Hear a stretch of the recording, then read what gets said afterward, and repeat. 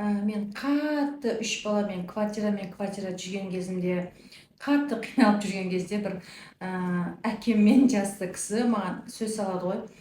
Сені ажырасқан кісі болады, сені 3 балаңмен кім алады, иә? 3 баламен сені ешкім алмайды, короче, маған тұрмысқа шық деп әңгімеледі да. Сонымен мен қатты өзім депрессияда жүрмін, квартирадамын, 3 бала шағам бар, Аллаға шүкір. Сөйтіп ойланамын ғой, мен ойланамын деймін да, сонымен кейін ойланып, жоқ деп айтамын ғой.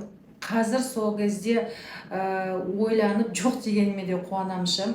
Бір жағынан мен енді кім алады осы 3 баламен, мен үйімді ешқашан үй аламаймын, мен мына түрмен қалай үй аламын деп, мен сол кезде өзім самооценкамды түсіріп, өзімді түсірген кезде мен соған тұрмысқа шығып кетіп, қазір білмеймін қандай жағдай жүретінімді деймін да. Сол кезде соған көнбестен, жоқ мен бәр нәрсеге өзім жетем деп, бір Аллаға тәуекел етіп, өзіме өзім сеніп, ол адамға тұрмысқа шықпай, қазіргі жолды таңдағаныма да мен өзім қатты қуанамын.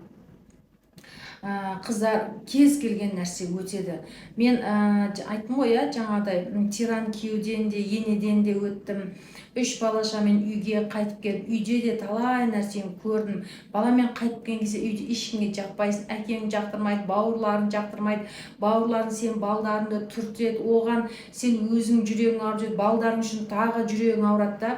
Оның барлығы оңай емес, әртүрлі еркек жылтыңдайды, қылтыңдайды, ақша жетіспеушілігі болады, ана балаң ауырады, мына балаң ауырады, сен бір өзің балаңмен қосылып сен ауырасың, оңай емес, ешқандай нәрсе оңай емес екенін түсінемін. Бірақ қыздар, оның барлығы өтеді, оның барлығынан өтіп кетті. Просто сіз кішкене сабыр етіп өмірді таңдайтын болсаңыз, өзіңізді таңдайтын болсаңыз, оның барлығынан өтесіз. Сол үшін қазір сіз өте қатты қиын жағдайда болсаңыз да, просто кішкене сабыр етіңізші, Аллаға сеніп, тәуекел етіп, кішкене сабыр етсеңіз, оның барлығынан өтесіз да, иншаллах сіз жақсы күнге сіз де жетесіз. Тек қана өмірді таңдаңыз, өзіңізді таңдаңыз, балдарыңыз үшін аман болыңыз. Егер де қатты қиналып жүрген болсаңыз, маған келсеңіз, мен сізге көмектесемін.